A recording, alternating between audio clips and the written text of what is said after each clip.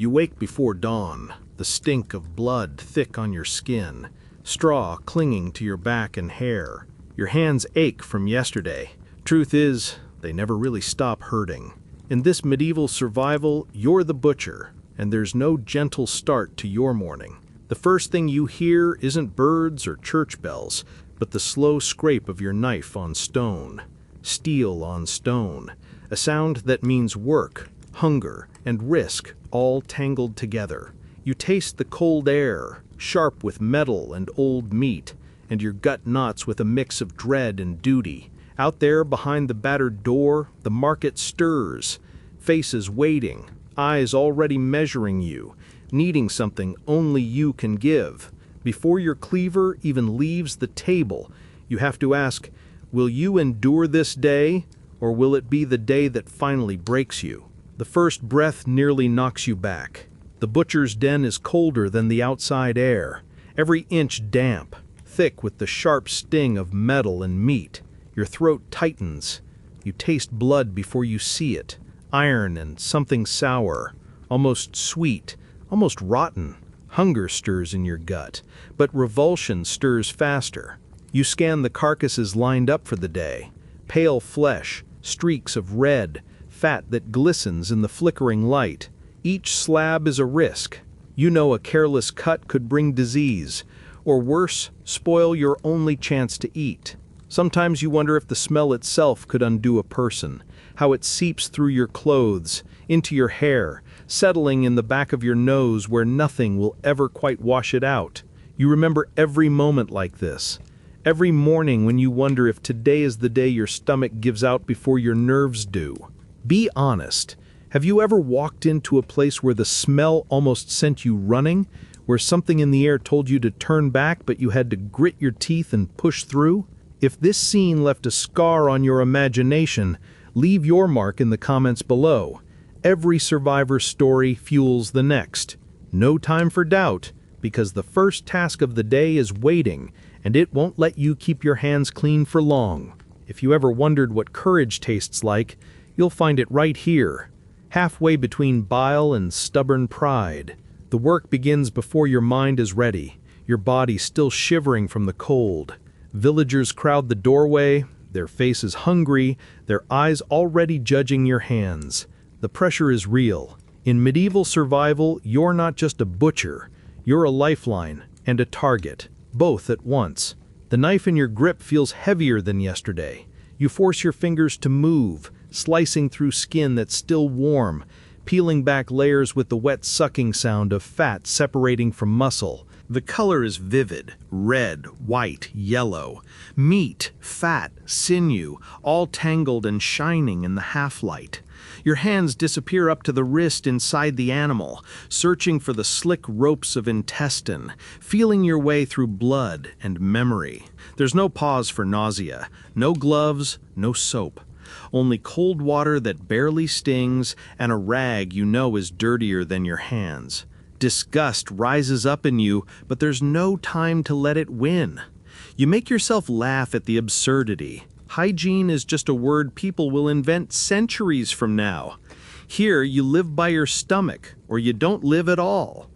The villagers murmur, shifting impatiently, eyes darting between you and the meat. You feel their hunger pressing in, a kind of silent threat. Mess this up, and there will be consequences. You toss aside the offal, the pile growing at your feet, a heap of steaming guts, organs, and bones. Every so often a splatter lands on your boot, warm and sticky, soaking through the cracked leather. The smell sharpens, iron, sour fat, and now the sickly sweet edge of decay, thick as soup in the midday air. Your throat tightens, but you don't gag, not yet. Then you hear it, a skitter in the shadows. Rats, always watching, waiting for you to look away. Out here, it's not just the living who hunger, it's the whole world, down to the smallest claw and tooth, fighting for scraps. You wonder, for just a breath, if you're really any different. Will you hold steady with all those eyes on you, or will the next mistake be the one that makes you falter, because the line between survivor and prey gets thinner with every heartbeat. And right now, you can feel it tightening, almost like a dare, just as the market's chaos spills in from outside. There are days when it feels like the flies outnumber your thoughts. Today, their black cloud arrives before you even finish the first cut, settling on every exposed scrap of meat, every blood-speckled surface, every inch of your arms and face. Their buzzing is relentless, a low, feverish drone that digs into your skull and doesn't let go. You swat, you curse, you wipe your brow, but the flies come back stronger, hungry for a taste of everything you can't protect. Your workspace turns into a battlefield, fresh meat against the world, you against the swarm. It's almost funny, if you can laugh at misery. You think you know desperation until you see a pound of beef disappear beneath a living blanket of wings. The smell grows sharper, iron, sour fat, and now the sickly sweet edge of decay, thick as soup in the midday air. Annoyance isn't strong enough for what you feel. It's a hot, prickling anger, mixed with helplessness, like fighting a storm with bare hands. And yet you press on, because this is the job, and there's no one else to do it. Some days you wish you could trade places with the flies, just eat and swarm and never care about tomorrow. But then, from the corner of your eye, you catch movement. A fat rat, bold as a king, drags a scrap of offal toward a hole in the boards. You wonder, not for the first time, who truly owns this place: man, fly, or beast. If your skin crawls just picturing this mess, smash that like button and hit subscribe. You're already tougher than most, and you'll need that grit, but the real test isn't the flies. It's facing the demands of the crowd, each one with a new challenge to throw at you. The market bell splits the morning, and suddenly the world becomes a stage for greed and desperation. A swarm of villagers surges forward, faces pinched by hunger, eyes sharp as knives, each one measuring your worth in meat. The air is thick with sweat and sour breath, voices crashing together like waves, some pleading, some mocking, some biting as hard as your cleaver. You hold up a chunk of beef, fat, glistening in the cold light, and an old man with crooked teeth leans in, sniffing with exaggerated disgust. He waves a coin that smells like mildew, tries to haggle the price down to nothing, all while casting sideline glances at the crowd, hungry for their approval. You realize quickly that survival here isn't about how well you wield a knife. It's about how well you read a lie, spot a threat, or swallow an insult without blinking. On some days, you feel less like a butcher and more like the star of a bitter comedy. The widow in rags is back, lecturing you about freshness as if her own scent wouldn't turn milk sour.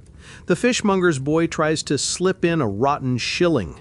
A young woman threatens to spread rumors about your meat unless you give her an extra cut, her eyes daring you to say no. Beneath your steady hands and fixed smile, frustration boils, a sharp itch and can't scratch. Every word is a trap, every bargain a test of nerves. Out here, your reputation is as brittle as stale bread, and the wrong word could cost you the week. Sometimes you want to shout the truth. The market stench clings to you longer than the scars on your hands, but you don't. You bite your tongue, pass the meat, and pretend you don't see the contempt. Then, a hush falls. A stranger steps forward, face shadowed beneath a heavy hood. His voice is too smooth, his offer too generous for a piece of gristly meat. Coins flash in the sunlight, and for a split second, you see fear in the eyes of those around you. It's in that moment you remember, in this market, the real predators never snarl, they smile. Your fingers tighten around the coin. Instinct draws you back to your tools, the only friends you trust. But today, you wonder, when even iron can fail you, what's left to defend your name? And somewhere behind you, a blade glints, and the stakes of survival sharpen all over again. There's a quiet moment, just a breath, before the next rush begins. That's when you look down at your table, and see your life laid out in iron and wood, cleavers notched and blackened, bone saws rough with rust, hooks bent and shining from 100 days' use. Every handle tells a story.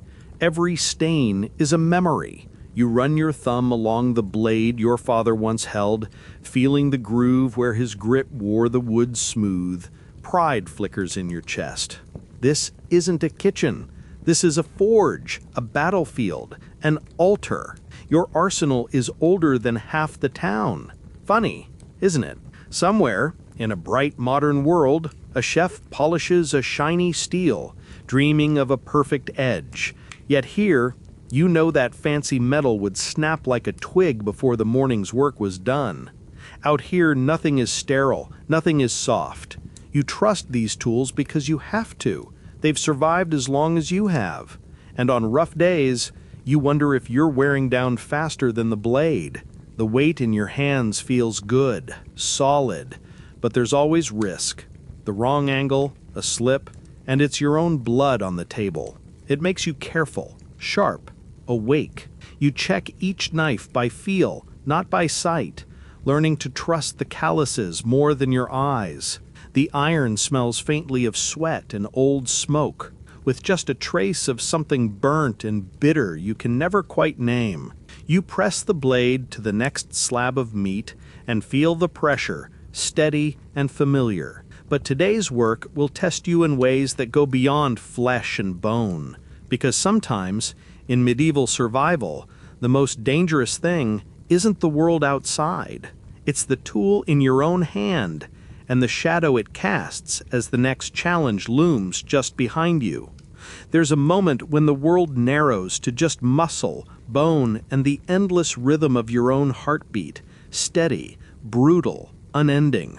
Your arms burn, slick with sweat and streaked in blood, skin itching as salt and iron mix. The chopping never stops. Every strike of the cleaver is a thunderclap in your skull. Each crack of bone a reminder that here, everything breaks down in the end. Meat, willpower, even you. By midday, exhaustion drags at your spine, heavier than any cut of beef. Your shirt clings to you, damp and sticky, the fabric stained a patchwork of red and brown. The scent is everywhere, raw, coppery, thick enough to taste at the back of your tongue. Sometimes you can laugh at it, the darkness creeping into humor. At least if you collapse, they'll just mistake you for another slab on the table. No one here would notice the difference. But you keep going. You have to. Out here, medieval survival isn't about heroics, it's about grit, about grinding through the ache until even your breath feels like work. Just as you finally reach for a drink of lukewarm water, there's a sudden scream from outside, a note of panic sharp enough to cut through bone and fog alike. You freeze. Your hand shakes on the mug. Whatever's waiting outside, it's not livestock, and it's about to drag you straight into the next round of trouble. Some moments you realize medieval survival isn't always about nature, it's about the teeth bared just outside your door. The alley is colder than the stall, air sliced thin by shouts and panic. You burst out, cleaver raised, pulse thumping in your ears, and find a shadow hunched over your best cuts. A thief. Or maybe a rival butcher bold enough to risk it all for a piece of meat. The slap of your boots in the mud is loud. The scent is sharp. Fear, sweat, raw pork, and something uglier, like desperation turned sour in the morning air. For a heartbeat, it's almost funny. Here you are risking your neck over a hunk of flesh that might not even sell. The absurdity burns hot, but so does the anger. You shout, your voice rough, your grip tight. You never know how these standoffs will end. Sometimes in laughter, sometimes in blood, always with a crowd that loves a good fight more than a fair deal. Adrenaline buzzes through your veins, sharpening every sound, the scrape of boots, the huff of breath, the scuffle of hands in mud. In medieval survival, it doesn't matter if you're butcher or beggar. Out here, everyone's hungry for something. If your heart hammered at this chaos, hit like. And if you're the type who wouldn't run from trouble, subscribe now. Only the bold can keep up with the madness waiting around every corner. As the dust settles, breath ragged, you realize the day is barely half done. The blood on your hands isn't just from meat anymore, it's from the fight for every scrap, every moment, and the shadows promise there's more to come. There's a moment, somewhere between chaos and exhaustion, when you steal a breath for yourself. You slump against the wall, hands still tacky with blood, and rip into a slab of cold, stringy meat, if you can call it lunch. The taste is hard and sour, nothing like those feasts you see in painted tapestries. Hunger is its own flavor in medieval survival. Sometimes you wonder if you're chewing more on memory than on food. The slab pulls at your teeth, stubborn and tough. Its fat gone waxy, and its edges tinged with the iron taste of the morning's work. You have to laugh, dark and low. Out here, lunch isn't a break, it's just another task. In another life, you'd have a warm plate, a clean fork, maybe even a smile from someone you love. Here, you settle for meat that could poison you just as quick as it fills you. Irony has a flavor too, and it sticks at the back of your throat. You close your eyes for a heartbeat, letting the sound of distant shouts and bartering lull you into thinking you found a pocket of peace. But the calm is always temporary. There's a shout, someone calling from the next stall, voice sharp with need. You barely get time to swallow before survival comes knocking again. So you wipe your hands, stand up slow, and brace yourself. Because in this world, a lunch break is just a pause between storms, and you never know what's waiting when you step back into the fray. Sometimes medieval survival throws you a challenge with eyes that plead instead of glare. The smell of your lunch still clings to your breath when a villager stumbles in, cradling a trembling animal, a piglet, thin as a whisper, eyes too bright, ribs sharp as knives beneath your palm. Desperation fills the air, heavy and close. Please, they beg, voice rough with hope and old defeat. Can you save her? You're a butcher, not a healer. Your hands were made for cleavers, not for comfort. Still, you kneel beside the animal, fingers moving over fevered skin, searching for answers you'll never find in a pile of bones or a bloody hide. Helplessness gnaws at your pride. The only warmth comes from the piglet's shivers against your palm and the villager's damp, calloused hand on your shoulder. For a moment, the stall is silent except for the creature's labored breath and the far-off shouts from the market. The irony is sharp. You've taken 1,000 lives, but here you are, desperate to save just one. You mutter old superstitions, press a rag to the piglet's mouth, and pray your hands won't fail, even though your heart is already breaking. Above, the sky darkens, clouds gathering low and heavy. The wind stirs, sharp and damp, carrying a promise of trouble. You wipe your hands, shoulders stiff, knowing you did what you could. But as the last light fades, dread creeps in. In this world, every act of mercy is a gamble, and the night always brings its own set of debts to collect. Dusk settles over the market, painting everything in bruised purples and heavy gold. Your arms ache, the kind of deep, bone-tired pain that seeps in and never fully leaves. You count what's left, a few dull coins, scraps of gristle, stains on your shirt that won't ever wash out. There's a bitter pride in making it this far. In medieval survival, some days the greatest victory is simply standing when the world wants you on your knees. As you wipe down your cleaver, the cloth sticks to your skin, tacky with blood and sweat. The tools, once shining in the morning, are now dull and heavy. Every nick and scratch a tally mark for the day's battles. You rinse them in water that's long since turned cloudy, watching the red swirl away, a silent tally of everything you survived. The market empties, voices fading to a tired hush. The smell shifts, less meat, more earth, as the breeze stirs dust and carries the faint, sweet promise of rain. You pause, listening. There it is, a rustle, just beyond the light. Maybe a rat, maybe something else, waiting for your guard to drop. In this world, night is a curtain, not a promise of rest. You draw a breath, thick with fatigue and the quiet terror of what darkness might bring. Because in this place, survival is never simple, and as the last stall closes, you sense the real danger hasn't even started yet. Night presses in, thick and silent, as you sink into the scratchy straw that passes for a bed. Every muscle throbs with a dull ache, arms heavy, back stiff, hands raw. The scent of old blood still clings to your skin, woven through the dust and sweat of the day. You stare at the shadows dancing on the beams, listening to the distant chorus of dogs and drunkards echoing through the dark. It hits you then, the absurdity of it all. You survived another round in the butcher's ring, bartered with hunger, sweat, and nerves for a pocket full of coins and a heartbeat more. In medieval survival, victory rarely feels sweet. Some nights, it's just the absence of disaster. You laugh, quiet and tired, knowing tomorrow will bring the same bargain. More blood, more bartering, another test of will.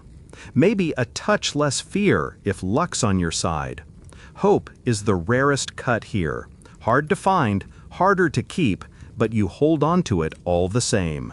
Because in this world, survival isn't measured by strength alone, but by how many times you rise when the dark comes calling. And tonight, you drift into uneasy sleep, already listening for the sound of the knife on stone. If you've walked this far with us, claim your place among the true survivors. Subscribe and let the weak fall away. In the comments, reveal the skill or secret you'd stake your future on if the darkness came for your door. Every like is a rallying cry for those who refuse to be forgotten. Share this now. Don't let the old ways die with you. And don't turn away. The next ordeal is already calling your name.